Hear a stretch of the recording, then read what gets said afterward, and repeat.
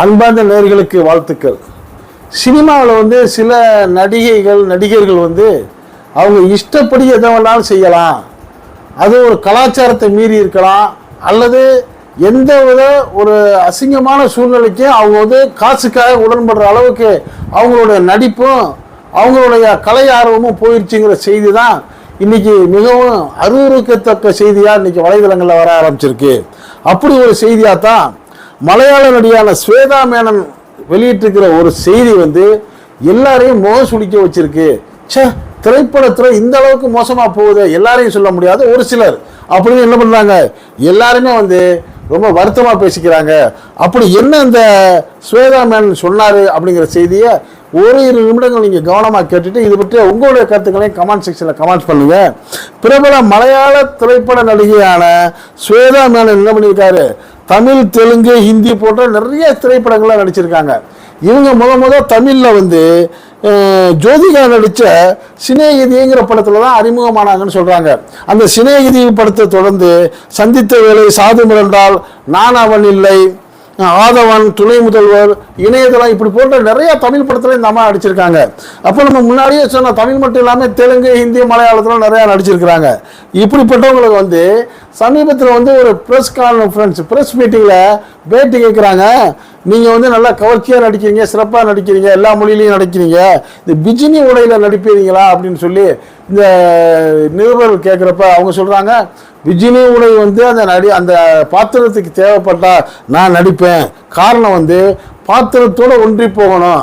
இன்னும் ஒருபடி மேலே போயிட்டு நான் வந்து அந்த கதை அம்சத்துக்கு வந்து இப்படி இருக்கணும், இப்படி இருக்கணும்னு தேவைப்பட்டா, அதாவது நிர்வாணமாக நடிக்கணும்டா கூட நான் நடிப்பேன். காரணம் என்னன்னா அந்த கதைக்கு ஒத்து போயிட்டு நம்மளுடைய பாத்திரம் இருக்கணும் அப்படின்னு இந்த ஸ்வேதா மேனன் சொன்ன உடனே எல்லாருமே அதிர்ச்சி ஆகிறாங்க. என்னப்பா இந்த அம்மா அப்படி பச்சையாக பேசுகிறாங்க, நிர்வாணமாக நடிக்கிறாலும் நடிப்பேன்னு சொன்னாங்கன்னா இது எப்படி, இது யாருமே சொல்லா இருக்கேன்னு நிருபர்கள் வந்து அதிர்ச்சி ஆகுறாங்க.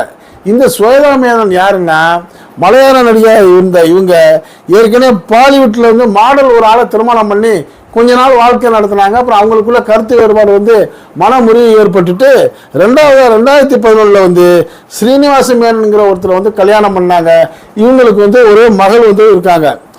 இந்த அம்மா செஞ்ச ஒரு பெரிய விசித்திரமான காட்சி என்னன்னா, இவங்க வந்து தான் நடிக்கிற ஒரு சினிமாவுக்காக தன்னுடைய பிரசவம் நடந்துச்சு பார்த்தீங்களா, அந்த பிரசவத்துடைய டெலிவரி காட்சி, குழந்தை பிறக்கக்கூடிய அந்த காட்சியை வந்து நேரடியாக நீங்கள் ஷூட்டிங் பண்ணுங்க, படம் எடுத்து நான் நடிக்கிற அந்த படத்தில் போடுங்கண்டு அதுக்கு அனுமதிச்சவங்க இந்த அம்மா. இப்போ உங்களுக்கு புரியுதா? இப்போ இதுவும் கிட்டத்தட்ட நிர்வாணமான நடிப்பு தானே. அதற்கு துணிஞ்சவங்க நிர்வாணமாகவும் நடிப்பேன்னு சொல்லி அவங்க பேட்டி கொடுத்ததை நினைச்சு இன்னைக்கு திரைத்துறையில் இருக்க நடிகை எல்லாம் சுழிச்சு போயிட்டு இந்த அம்மா பேசுறதுனால எல்லாரையும் வந்து தவறாக வந்து ரசிகர்கள் வந்து பார்க்க ஆரம்பிச்சிருவாங்களேன்னு சொல்லி மன வருத்தப்பட்டு பேசுகிறாங்க. அதே மாதிரி ரசிகர்களும் இந்த ஸ்வேதா மேனனை வந்து வலைதளங்களில் வருத்தெடுக்க ஆரம்பிச்சிட்டாங்க. இந்த அம்மா பேசுறது எவ்வளோ பெரிய தவறு அப்படிங்கிற கருத்து இன்னைக்கு பரவலாக பேசப்படுது. இது பற்றிய உங்களுடைய கருத்துக்களை இந்த கமெண்ட் செக்ஷனில் கமெண்ட்ஸ் பண்ணுங்க.